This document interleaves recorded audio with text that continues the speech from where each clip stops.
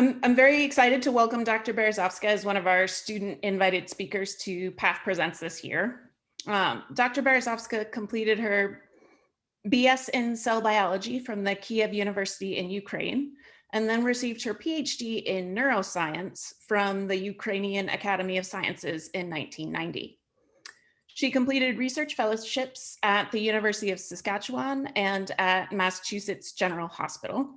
And she's now an associate professor of neurology at the Mass General Institute for Neurodegenerative Diseases at Harvard Medical School. Dr. Berezovska's research focuses on molecular mechanisms and signaling pathways by which various stress factors lead to neurodegeneration and memory impairments. She's working to identify targets for therapeutic intervention in order to treat or prevent age-related disorders such as Alzheimer's disease. If you have questions during the talk today, Dr. Berezovska has indicated that it's fine to interrupt. Otherwise, please feel free to type out your questions in the chat and I'll read out those questions at the end of the talk. So welcome, Dr. Berezovska. Thank you, Allison. So let me share the screen. And talk. Okay, so thank you for the invitation. It's been an honor to be invited by students, by graduate students, which is, I guess, first for me.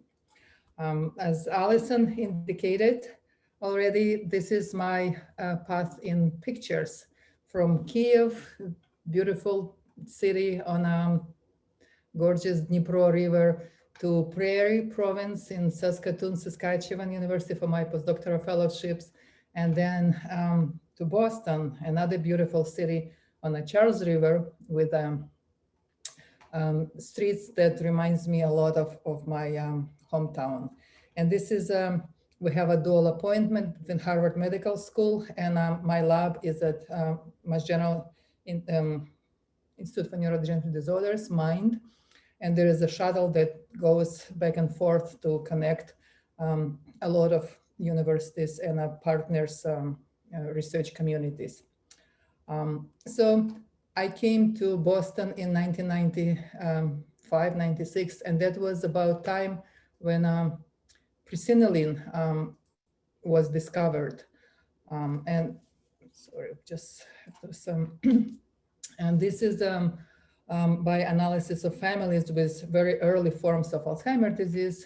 There are two unknown genes called Presenilin 1 and Presenilin 2 have been discovered. And it's been really exciting for me. As for my postdoctoral project, I was given this here. There's this unknown and run with it, do whatever, discover what it is, what it does, and why is it important, why should we care, and how, in what way this gene causes such a severe forms of Alzheimer's disease. And so what is Presenilin? It's, now we know that this is catalytic subunit of the gamma-secretase that is responsible for generation of A-beta. And A-beta peptide, amyloid beta, the peptide that deposits in the brain of Alzheimer patients. And this is a 9-transmembrane protein that spans the membrane, and the mutations in those red dots are spread through entire sequence of the protein. And however, regardless where they are and what their missense mutation or deletion mutations, they all cause the same phenotype. They all lead to increased production of toxic amyloid 42 over 40, and eventually people get sick.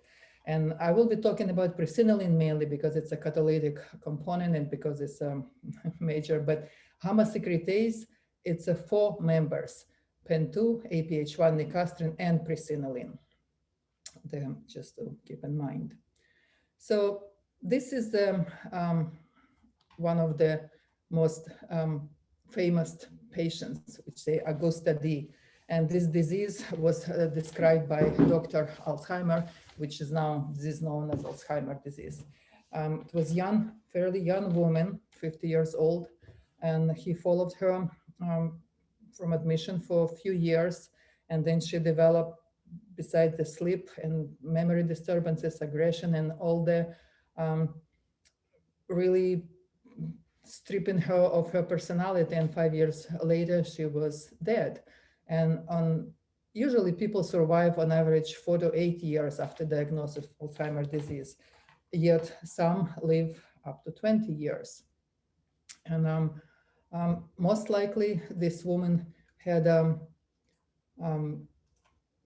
the familial form of Alzheimer's, since she gets sick so early. This is a journey of a more modern way, and why it's amazing to me I often show this slide, how the William Utterholm, who was a painter, he was drawing his self-portrait, and you can see how over the years, as this disease strips people of their personality and robs them of their family, how you can see reflection in this self-portrait, how people disappear, so to say, because of this horrible disease. And now we are over 100 years since this is discovered, and yet there is no cure for the disease yet. So this is on a macro and macro view of the disease: control brain and Alzheimer's brain. And probably I shouldn't tell to pathology students how it looks, that there is a huge degeneration in the brain. But if we look a little bit, zoom into the structure, we can see this deposition of those amyloid plaques, beta-amyloid plaques, in neurofibrillary tangles in the brain of the patients. And this is just immunostained amyloid plaques with antibody for A-beta and for phospho-tau. In about early 2000s, there was this Pittsburgh compound B was discovered. And this was in a way revolutionary, because this compound was sticking selectively to plaques in the brain. So now, if before we could only see the pathology in the brain and a confirmed diagnosis of person who came to clinic with the memory problems, but for sure say that they have Alzheimer's disease only when you have a pathologic analysis and examining. Now you can image live people and you can detect whether they have amyloid in the brain. And what was striking, that these brains of a cognitively normal, this is absolutely cognitively normal individuals, lead up with the deposits of amyloid. And this is Alzheimer's brain, where you can have already strong deposition. But however, what it says, that the plaques start depositing in the brain way before people develop the clinical symptoms of the disease. And this is just a timing of AD pathology versus clinical manifestation. And we can see that the preclinical stage starts way before the dementia sets in. And if we talk about familiar cases, hereditary, which link to now 3 genes, which are most strongly causative of Alzheimer's disease, it's the Presenilin 1 and 2, and amyloid precursor protein. And so all 3 of those proteins are linked to A beta production. Amyloid precursor protein, as it says, it's a protein which gets cleaved and amyloid is produced. And Presenilin's enzyme, the secretase, it cleaves it. So this is basically timeline in ages for familiar and for sporadic. And given familiar cases, only 5% the best. However, it's the most severe cases. And discovering those mutations and genes, Presenilin and EBP, give us a chance to model this disease in a dish or have a transgenic mouse models. So now we're looking even deeper into molecular events, what happen and what leads to Alzheimer's disease. So we have this amyloid precursor protein, APP. It's get cleaved by beta-secretase base or by alpha-secretase atom. So if it goes to the left, if alpha-secretase cleave the protein, it cleaves right in the middle of a beta peptide, which produces secreted APP and intracellular domain. However, when it cleaves by beta-secretase, it produces this stop called C99. It's 99 amino acids, APP C99. And this is, I will be using this abbreviation later on in the talk by talking about biosensors that our lab developing, C99. So now this C99 get cleaved by gamma-secretase, by presenilin gamma-secretase. And it can go two pathways. Either starts at a beta 48 or 49, and it just chops by 3 amino acids deeper into membrane. And it can stop either at 42 or you keep going up higher to produce a beta 40. So, and in every brain in normal people, both a beta 40 and 42 are produced about in a ratio 90% of 40 and about 10% of 42.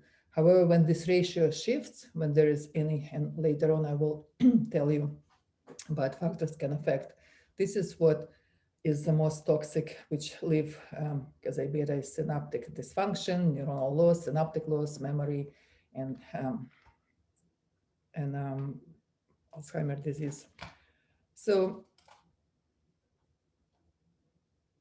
years before, so like I said, I've been working on a presenilin for a while, and the main focus was on its role in production of this toxic amyloid beta. And what we discovered that the conformational change of this protein, which can cause either, so here pharmacological agents or interactions with different proteins like cadherin or synaptagmin, changes conformation of protein towards this what we called open or relaxed. And this is linked with production of a shorter species, A beta 40. However, there are other factors which either mutations in presenilin, modifications of any of the components of gamma-secretase complex, or even APP mutations, or inflammation, or calcium dyshomeostasis, or phosphorylation, abnormal phosphorylation. All of those insults push the Ps1 into this tight conformation, and having this closed, what we call conformation, affects its functioning. It's not chopping that APP within membrane as efficiently as it should, and it ends up in producing longer species, and the ratio changes. So we all know that for years, clinical trials were focusing on removing this toxic, and nobody's argued A beta is toxic, and you don't want to have it in your brain, especially those longer species. However, as we know, by inhibiting gamma-secretase in order to prevent A beta production, not only helped or cured Alzheimer, but actually in many cases made it worse. So our lab was knowing about presenilin as much as we do, and knowing that this is enzyme that is very broadly expressed everywhere and has many substrates, the much better strategy will be, instead of inhibiting, modulating the gamma-secretase, either conformation or its activity, would be a much safer strategy for successful therapy. So again, inhibiting this enzyme was a wrong strategy to choose. Has been shown that gamma-secretase inhibitors had actually very bad effect. It's linked to many normal biological events, embryogenesis and development and cardiovascular and endocrine system. It also linked with a lot of diseases, and through the processing, the most famous substrate is amyloid precursor protein, which leads to Alzheimer's disease, but also by affecting processing of other substrate, such as Notch. It's linked to many other diseases. So I hope that at the end of this talk, I will convince you that presenilin, if not center of the universe, but at least really good and druggable target could be modifying, modulating its activity and its function and its conformation, could be much safer and much better approach. And as I mentioned before, presenilin gamma-secretase has about 100 different substrates, or maybe even more by now. Therefore, if you alter activity of this enzyme, it's not just linked to A beta 42-40, which is oligomeric A beta, which we know uses calcium overload, this homeostasis, and inflammation and gliosis, mitochondria, synaptic, neuronal impairment, all kind of unpleasant things happening in your brain, and eventually it leads to neuronal cell death and ultimately memory loss and Alzheimer's disease. But as I said, another strategy besides inhibiting A beta production was removing amyloid from the brain with immunotherapy, which is, again, unfortunately, was a failure for most, pretty much all clinical trials, with a very minimal benefits for the most latest antibody, which supposedly target oligomeric A beta. But would you think that targeting amyloid, removing it, or neurofibrillary tangles or tau pathology enough to stop the disease progression, since it has so many different substrates and interact with dozens of proteins? So targeting or removing only two components might not be enough. And therefore, since conformational state or activity of this enzyme affects processing of a number of substrates, and multiple interaction with different proteins also impairs multiple cellular pathways.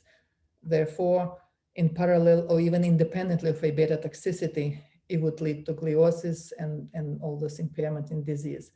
Therefore, again, targeting every individual substrate or removing the plaques might not be as efficiently as one would hope. And again, so we thinking that allosteric modulation of gamma-secretase conformational state to normalize its activity as opposed to inhibit or remove or modifying its activity could be a key to the safer and more successful therapy. And before we go into some other why Ps1 is important and what other functions it plays in the cell besides producing A beta, I want to just a little bit introduce two main FRET-based methods that we use very broadly. So this is imaging approaches. And in addition to traditional biochemistry, Western blotting and ELISA and immunostaining and immunohistochemistry, we use those imaging assays, spectral FRET, to monitor protein-protein interactions in native environment without disturbing the environment of the protein. And we can do it in real time. We can do it in live cells in vitro and in mouse brain in vivo. And we can monitor those changes longitudinally over time. And so the basic principles, I'm sure that we are familiar with FRET. I'll just briefly explain. You have local donor fluorophore and acceptor fluorophore, two colors. And most popular colors are green and red, could be yellow and blue. And now Masada is now working on making those sensors for Masada in the instructor in my lab, near-infrared FRET pair. But the principle is the same. You excite donor fluorophore and it emits fluorescence. And it all we know, so this is intensity of fluorescence monitor here, excuse me. And if another protein you're interested in, you label them in red. Here you can also be GFP and RFP, it could be immunostained. Is far enough, more than 10 nanometers, which means they do not interact. There is no FRET signal, and FRET, this is energy transfer from donor to acceptor. And so you just basically measure the fluorescence intensity of the donor. However, if those two proteins are close enough to interact, 5-10 nanometers, And this resolution is much higher than just simply looking on colocalization, because colocalization by double staining at the microscope, even the best microscope fluorescent, could be, I don't know, 1 micron or 0.5 micron. Here we're talking about 5 nanometers. So if those two proteins are so close, FRET occur. Non-radiative energy gets transferred from the donor to acceptor. And now, even though we are exciting only donor, but we can detect emission signal from acceptor as well. So what happened now, intensity of the donor fluorescence goes down. It's not as bright because some of the energy gets transferred to acceptor, and acceptor now starts emit fluorescence. And changes in this ratio between, in this case, I'm talking about RFP and GFP, green fluorescent protein and red fluorescent protein, or alexanthine 3. Changes in the fluorescence intensity ratio reflects changes in proximity between those two proteins. And the higher the ratio, the closer they are together. And so we can just use FRET efficiency to monitor their proximity. And this information can be actually color-coded and map the ratios, meaning where they interact, how close they are, can be mapped over the image of the cell. The second method is called fluorescence lifetime imaging microscopy, or Flim. So this is also FRET-based approach. The huge advantage of this approach is that this is the lifetime. Now we're monitoring not intensity of the fluorescence, but we're monitoring lifetime change of the donor fluorophore. And since this is intrinsic property of the fluorophore, it is concentration independent. It doesn't matter how much you have donor fluorophore, donor protein labeled or acceptor labeled protein. It does not affect the measurement, the proximity between them. So now, if we don't have FRET, if they're far apart, Flim methods just monitor lifetime. So you excite fluorophore, it's a pulsing laser. You excite fluorophore, it emits energy, and then it slowly decays. And this lifetime of the decay is about 2000 picoseconds, 2600 picoseconds. However, when the two proteins are close together, again, FRET occur. And so this is because the lifetime, it decays much faster. Sorry, I'll just, this is another problem with Zoom. Get dark in Boston already. So, and if the closer proteins are together, the faster lifetime will decay. And so by measuring the lifetime of the donor fluorophore, you can see how the proximity between two proteins are changing. You can also, by labeling different domains on the same molecule, you can see how conformational changes, protein changes with whatever your experimental manipulations. And in this case, shorter lifetime means closer proximity, so they're closer together. And the color-coded images here show, so this is just an example of a presenilin and synaptotagmin, which I will talk about later. Just immunostaining red synaptotagmin. However, pseudo-colored images show whether they interact or not. And so here, if we have a calcium influx, which triggers interaction, I'll talk, you can see those red dots now. Red dots on this image indicate places on a neuron where those two proteins start interacting. So this is not colocalization. This is method that measure proximity, close proximity interaction between two proteins. So today I'll talk about this presenilin, and which is, again, like I said, could be potential. Hopefully I will convince you good target for Alzheimer's disease. And since its role plays significant role in Alzheimer pathology, both presenilin A-beta dependent or independent. So first, we discovered that plays important role in exocytosis and through the interaction with synaptotagmin protein, as this potentially could be new synapse targeting therapeutic target. Then we talk about presenilin in brain hyperactivity and potential new role of presenilin and glutamate homeostasis. And we will explore this crosstalk between two factors that contribute to Alzheimer's disease pathology: amyloidogenic alterations in presenilin, gamma-secretase, and hyperactivity due to impairment in a major glutamate transporter in CNS called Glutamate Transporter 1 or E82. And in a last but not least part, I'll talk about gamma-secretase activity in neuronal vulnerability.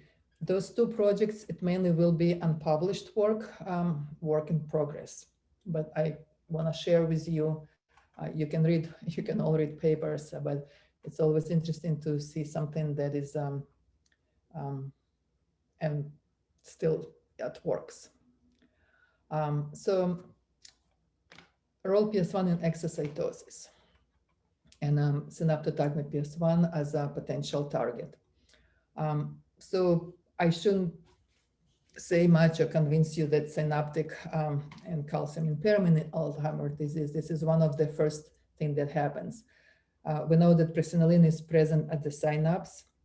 We know that synaptic dysfunction correlates the strongest with memory impairments, that oligomeric A-beta is the most toxic species and it accumulates at the synapse, which causes a dysfunction, and they disrupt also calcium homeostasis, and activity-dependent continuous overproduction of A-beta locally at dendrites and axons is linked to dendritic spine loss and LTP, long-term potentiation and depression.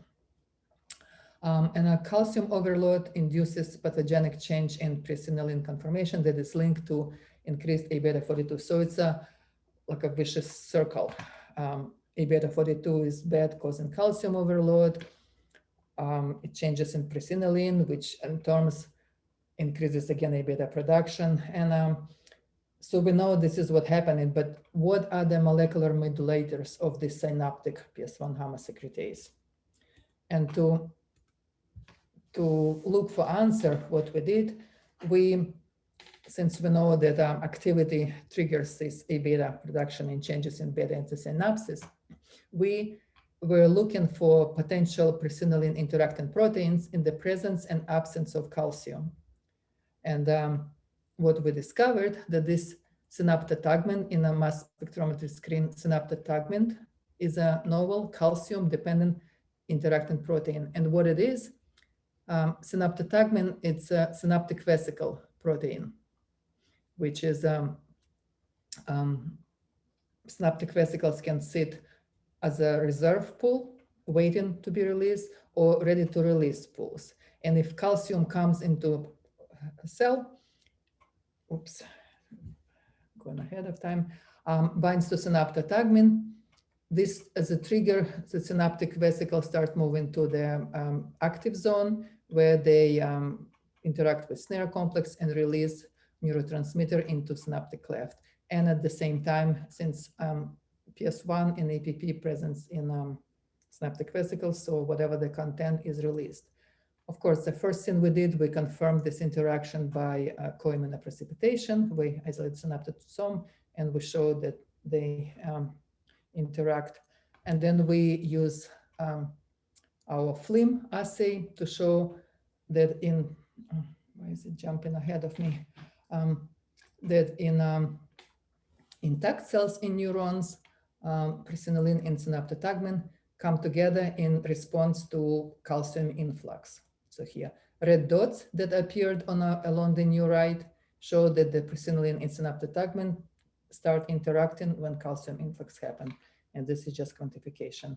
And since most of the substrates of presenilin gamma-secretase I didn't mention, single pass transmembrane proteins, which is synaptotagmin. However, it is not a substrate, so it has nothing to do with enzymatic activity. Okay, so now we discovered that there is this new interaction, but what does it do? Why is it important, and what's the function of this interaction? Does synaptotagmin interaction with PS1 affect A-beta production? Whether synaptotagmin has effect on PS1? Does PS1 interaction affect synaptotagmin function? The other way around, PS1 affects synaptotagmin. And is this even physiologically relevant? Is it altered in Alzheimer's disease? And can it, by rescuing it, can we improve the impairments?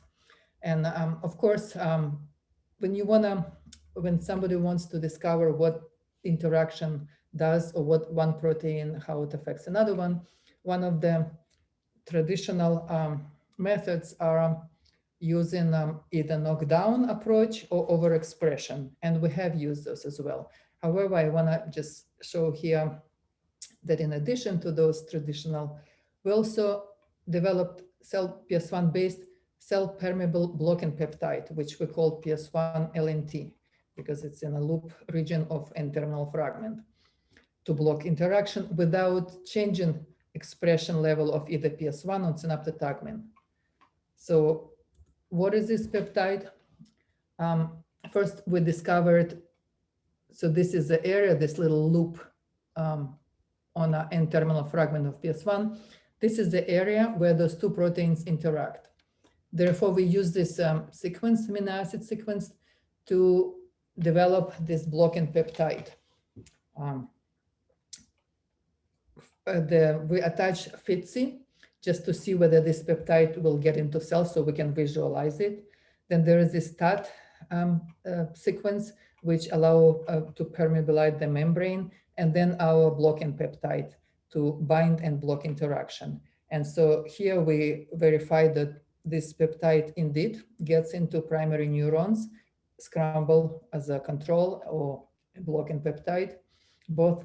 And using the analysis, we show that this blocking peptide, so this is measuring proximity between two proteins, interaction between PS1 and synaptotagmin. And if we treat with calcium, with KCl, induced calcium influx, we can see increased interaction. However, in the presence of this blocking peptide, even though we treat with KCl, we do not see change between the proximity. We do not see interaction, which proves that this peptide successfully blocks interaction. Then next we show that if we block interaction between presenilin and synaptotagmin, presenilin goes into this tight conformation, which showing that this is again Flim assay, which tells us that this interaction between presenilin and synaptotagmin actually beneficial for PS1. It keeps it in this relaxed, open, normal conformation that is not linked to pathogenic state 42, linked to 42 production. And true, when we measured A-beta levels in the cells, we also show that even though blocking the interaction reduces total A-beta secreted in the cells, it increases the ratio of toxic peptide towards 42 to 40. And even though it reduces secreted A-beta, intracellular A-beta went up. So what this tells us that by blocking interaction between presenilin and synaptotagmin, we force PS1 into this closed pathogenic conformation that is linked to increased 42 to 40 ratio. And even though total A-beta secreted goes down, intracellular goes up. What it means that A-beta retains inside the cells, that exocytosis might be impaired. Therefore, next thing, this work by Kasia Zoltowska, she checked the glutamate released from cells, and again, and in presence of, when we block the interaction, there was a reduction in the glutamate release in the conditioned media, with no toxicity. And using yet another assay, so this is just different assays to detect how this interaction between presenilin and synaptotagmin affect exocytosis. And this is a synaptic sensor, pH sensitive synaptofluorine, which is, if it's within synaptic vesicles, it's not fluorescence. However, when it releases, when pH changes within the vesicles, it shines the green. So here, following dendritic processes, we can see that when we treat it with KCl in a scramble, you can see those spots of a bright where the transmitter gets released. However, when we block with LNT, we don't see it. So, well, one more thing. So this novel interaction that we discovered also happened, that when we block interaction, we can see these abnormal synaptic vesicles within, this is electron microscopy done in collaboration with Dr. Skibo, that there's huge synaptic vesicles abnormal, and even though the density of synaptic vesicle goes down, their size increases. So there's affected synaptic vesicle genesis. And what was even more interesting, surprising, so this is presynaptic protein, synaptotagmin expressed in presynaptic terminals. However, those abnormalities in a presynapse affect postsynaptic morphology. As you can see, so dendritic spines on neurons, when we treated them with this blocking peptide, the density get decreased, and mature mushroom-like dendritic spines also down, even though stubby and thin did not affect it. Now, how is it physiologically relevant? So we looked into sporadic Alzheimer brain and compared it with the control brains. And as expected, when you just look on immunostaining, there is a number of fluorescent intensity of synaptotagmin positive puncta significantly lower in Alzheimer brain, both the number of them and they are smaller, the intensity is lower. However, using the Flim assay, which, as I mentioned before, it's concentration independent, we discovered that the diminished proximity between the remaining synaptotagmin and Ps1 is also decreased in the sporadic AD brain. So if all I showed before, that inhibition of this interaction by this block peptide impairs exocytosis and neurotransmitter release, it increases intracellular A-beta, and it elevates A-beta 42:40 ratio in neurons in vitro, one could expect that impaired interaction that we see in Alzheimer brain would affect those as well. So, which means that this interaction is really important. Maintaining this healthy interaction is really important. So, synaptic connection of presenilin, which is new role in exocytosis, and potentially discovering whether this could be a new therapeutic target. As I said, synaptotagmin modulates Ps1 conformation and A-beta production.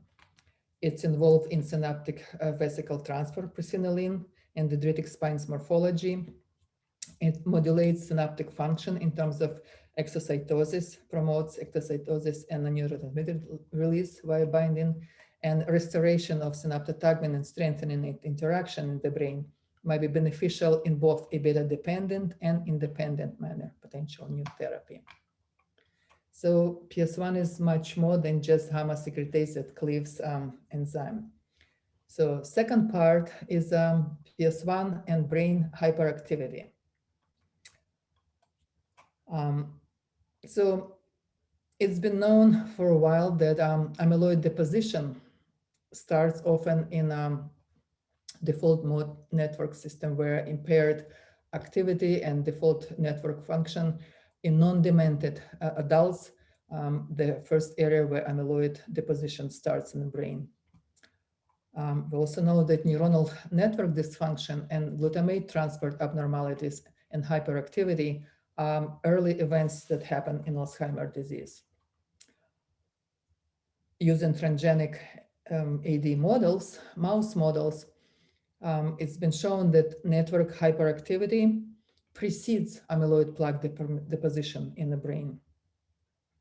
And what was interesting from the human patient's perspective, that increased amyloid deposition in adults was observed in those who had epilepsy as children.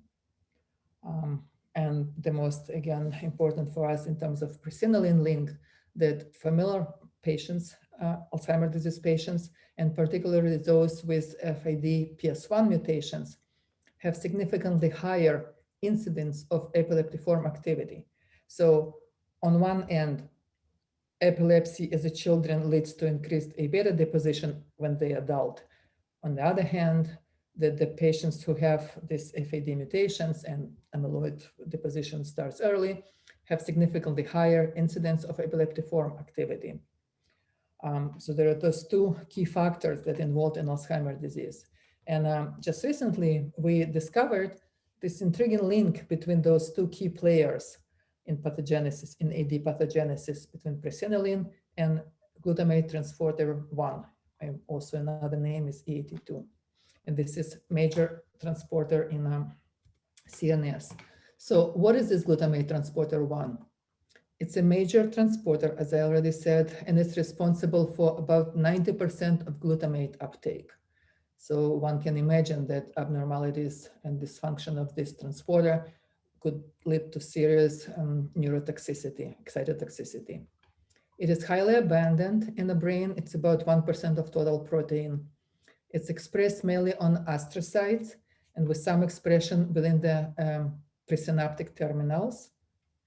And its activity of this transporter regulated on several levels: expression level, multimerization, conformational changes, cell surface distribution.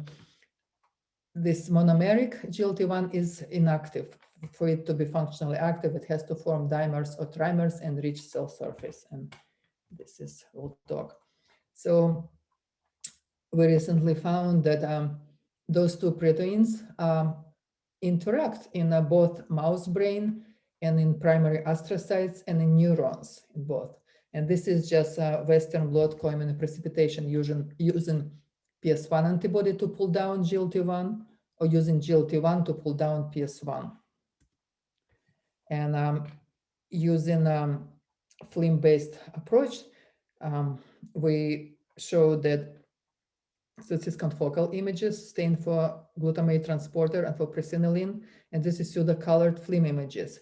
And so expression, co-expression is one thing, but we can see that they come into closest proximity, it looks like along the cell periphery on a membrane.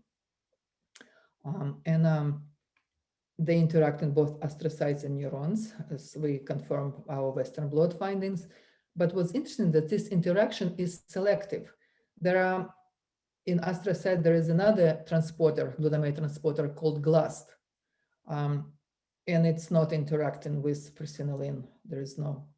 And sodium potassium ATPase, another just cell surface protein, was used as a control, although there was no difference from IgG. And similarly in neurons, another transporter called EAC1 is not interacting with presenilin. So this interaction between presenilin is specific to glutamate transporter 1, GLT1.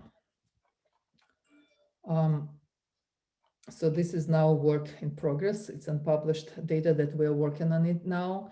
We wanted to confirm whether this interaction between presenilin and GLT1 is also happen in a human brain.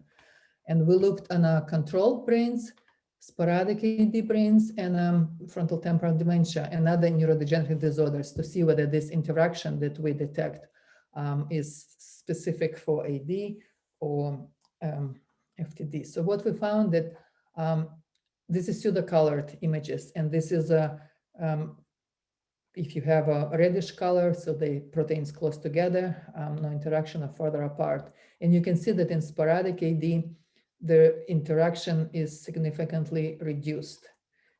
And this does not happen as FTD. So it's not just common general neurodegeneration that affects the interaction between presenilin and this transporter. This is more specific for Alzheimer's disease. And this is quantitative analysis of what images show us here, that FRET efficiency is decreased in sporadic AD, but not in FTD. So this is just show that this interaction in both in human in neuronal cell bodies and in parenchyma, where the astrocytic mainly is, it's not affected by age of the patients, by postmortem interval, or by gender, by sex, or by Bragg stages in neither cell bodies or parenchyma. However, the interaction seems to be conformation dependent. And this is now we go on cells in vitro. And in cells that express either wild type PS1 or this non-pathogenic PS1 mutation, interaction efficiency is about like 30-something%. However, in cells that express familial Alzheimer disease mutations is significantly reduced. And as I mentioned before, that PS1 with mutations has this pathogenic tight conformation. On the other hand, GSMs, what's called gamma-secretase modulators, it's compounds that significantly reduced 42 and 43 A beta species.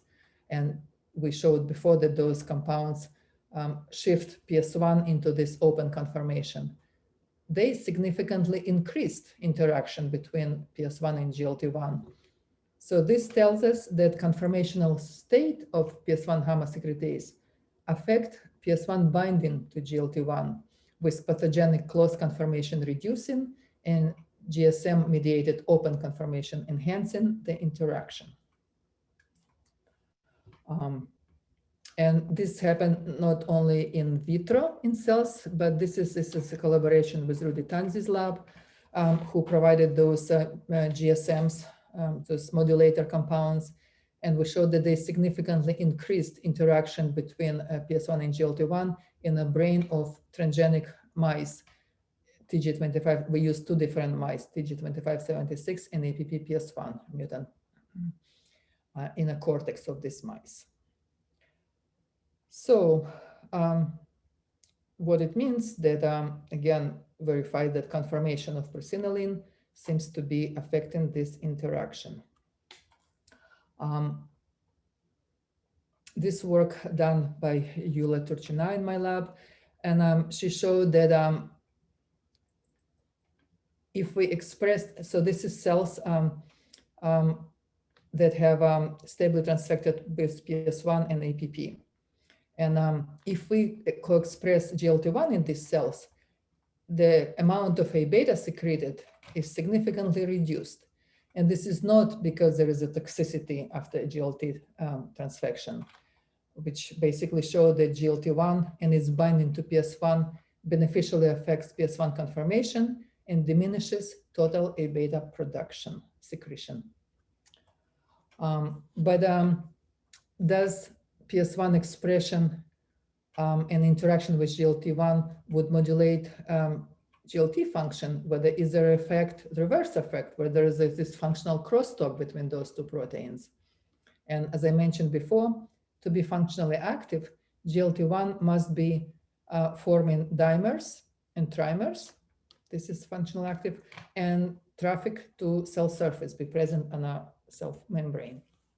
And so this work was done by Florian Perrin and Yulia in my lab. So using non-denaturing condition, native blue gel, Florian found that if you express presenilin, you significantly increase percentage of dimer and trap on functionally active form of GLT1. This is quantitative analysis.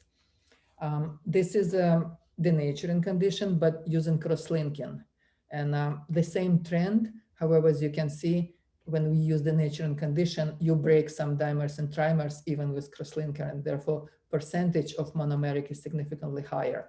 However, regardless, the expressing GLT1 expressing PS1 trigger or stimulates trimer formation. Similarly, now we are switching, we're looking at cell surface expression, and this is biotinylation assay. When a cell surface is biotinylated, and then using streptavidin, pulling down all cell surface proteins. And this is just a control EGFR showing that on general input just a tiny amount, but this is mainly membrane cell surface protein. And in the presence of PS1, we see very strong band of GLT1, whereas in the absence, it's very weak band. And this is quantitative analysis.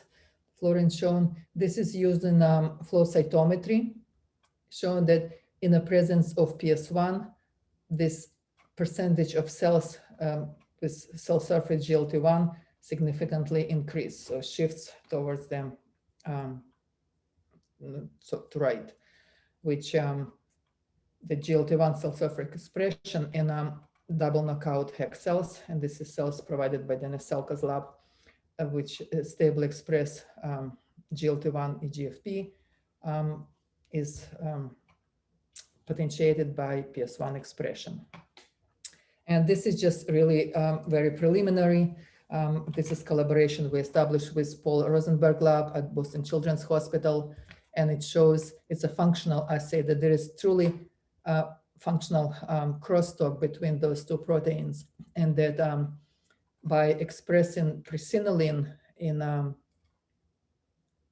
cells, this is COS cells that stably express GLT1, the uptake of glutamate is significantly potentiated. So not only superficially, we show that PS1 increases dimers, trimers formation and cell surface delivery of GLT1, but this GLT1 is really functionally active because it's the glutamate uptake is significantly increased.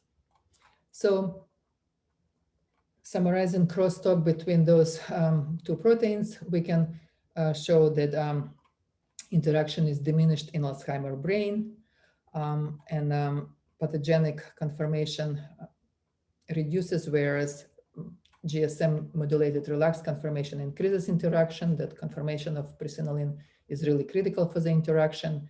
And this interaction really beneficially affects both PS1 in terms of conformation and beta production, and GLT1 function in terms of assembly of dimers, trimer, and functionally. And potentiates removal of glutamate from the extracellular media. Thus, targeting this interaction may have dual beneficial effect on GLT-mediated glutamate homeostasis in the brain and on PS1 gamma-secretase functioning. And last part, just briefly introduce you to significance of the activity of gamma-secretase and neuronal vulnerability. So we all know that in the brain, in neurodegenerative disorders, some neurons die and some survive the insult. And this resilience and vulnerability is really why some neurons survive, why some neurons die, is questions that really have been puzzling scientists for years, and we still don't have answer for this.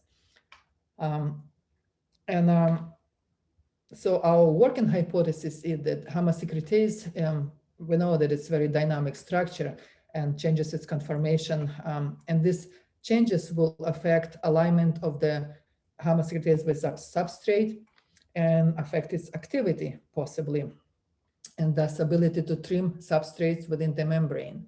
So this is just to remind you, there is this APP C99 substrate, which is cleaved by gamma-secretase. So first we happen this epsilon cleavage, so-called, on the interface between membrane and cytoplasm, and it releases intracellular domain, APP intracellular domain. And then gamma-secretase starts cleaving within the membrane, and it goes 49, 46 in 3 amino acids. Or it starts at 48 and it starts cleaving 45, 42, 43, and how it's aligned in which pathway it will go is really could be critical, because it will depend whether we will end up with those toxic species longer, and this is usually the close tight conformation is linked to this pathway predominantly, or we will have more normal, more predominant, the beta 40 species. It's been published that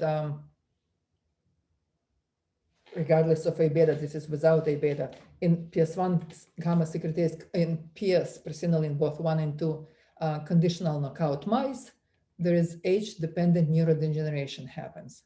So it has nothing to do with A beta toxicity, A beta production in this case. It's just basically eliminating gamma-secretase activity, whether by knocking down presenilin or another component of gamma-secretase as nicastrin or APH1, all leads to neurodegeneration. And it's in excitatory neurons, which later synaptic loss observe, activation of microglia astrocytes, and neuronal loss eventually. So why is that? And how can we reveal what controls this gamma-secretase activity in cells, and can we visualize, can we see how any factors or any toxic stimuli can affect this gamma-secretase activity? So Masato, Masako, and May Hauser in our lab, that's Masato's project mainly, established this, developed this novel biosensor called C99, because it has here it is, I'll show it, C99, it has a substrate, APP substrate, and then it fused with a donor, with acceptor and donor fluorophores, which are connected by a linker. And then he attached it to the fragment, this is fragment of Ps1, but this is basically to anchor this fluorophore close to the membrane. So we'll have both donor and acceptor fluorophores close to the plasma membrane.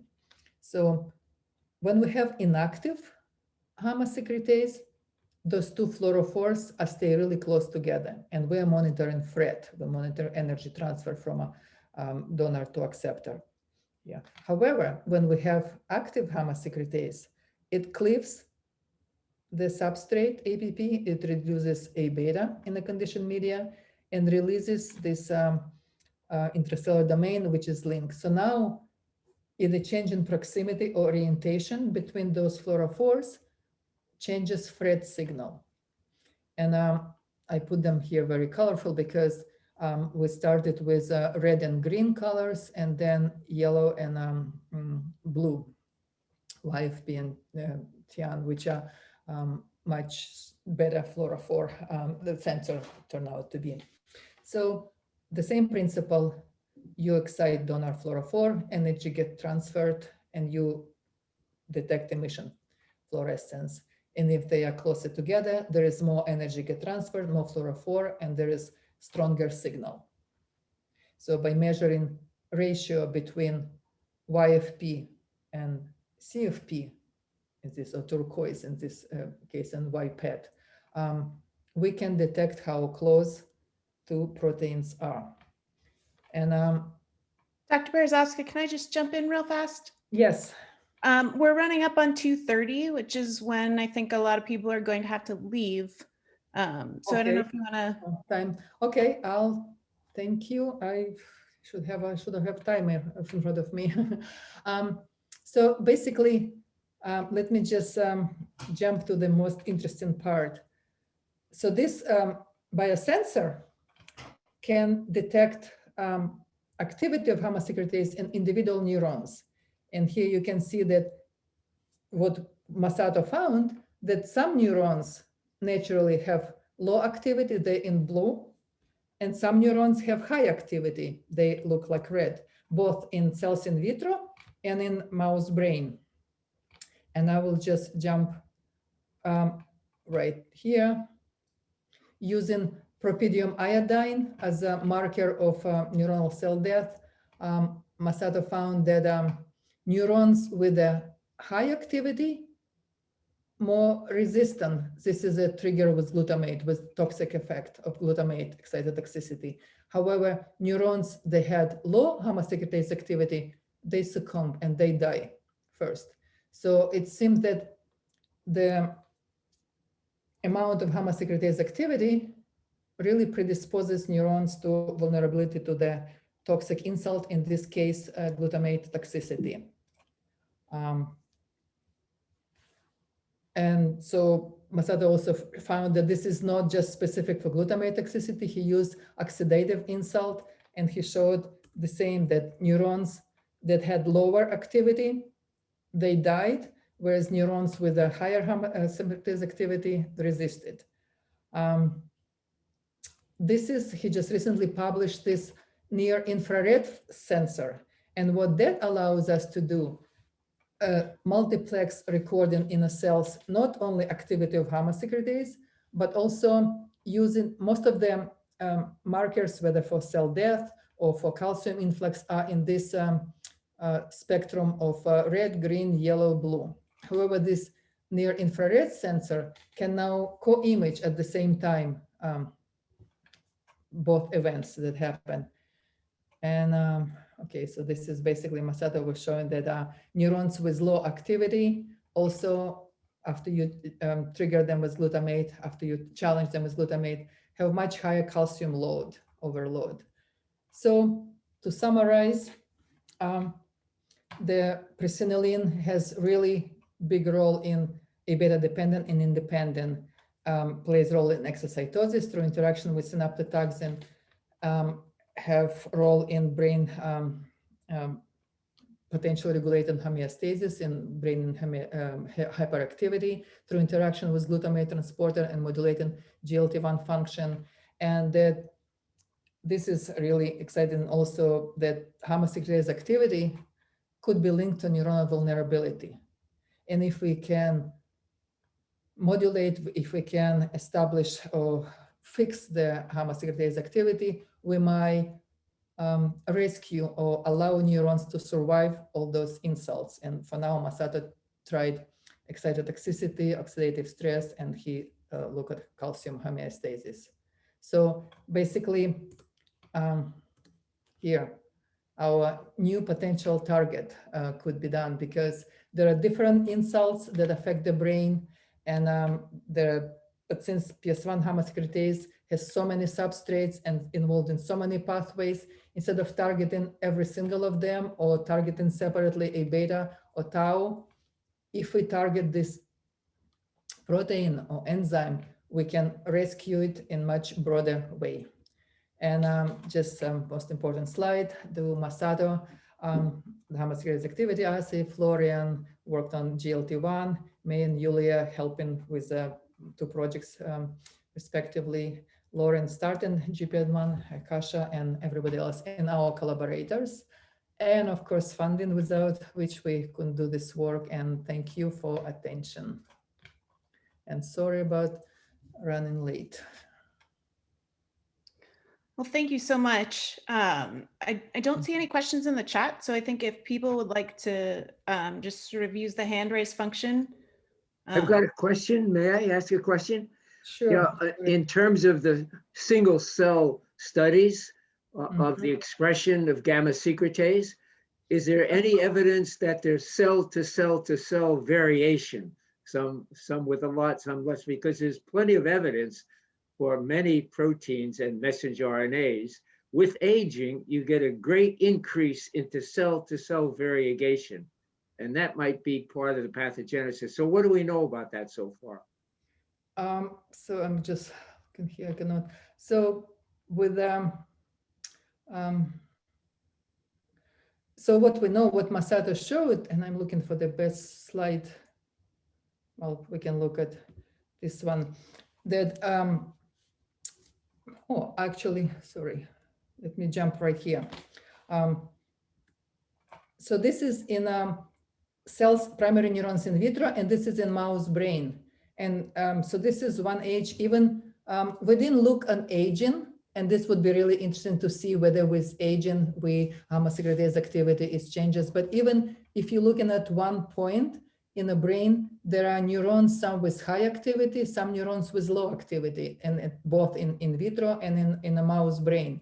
And looks like those neurons that have low activity for some reason, they are more susceptible to, they're more vulnerable, they're more susceptible to die if you challenge them with any insult.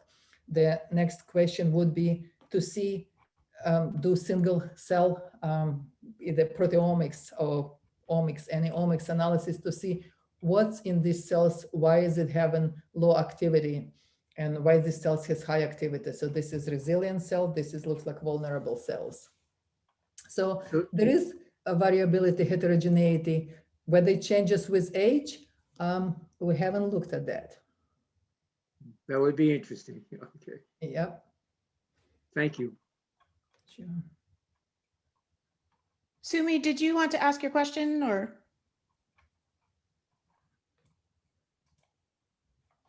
Oops. Well, Sumi's typed a question in the chat. She asks if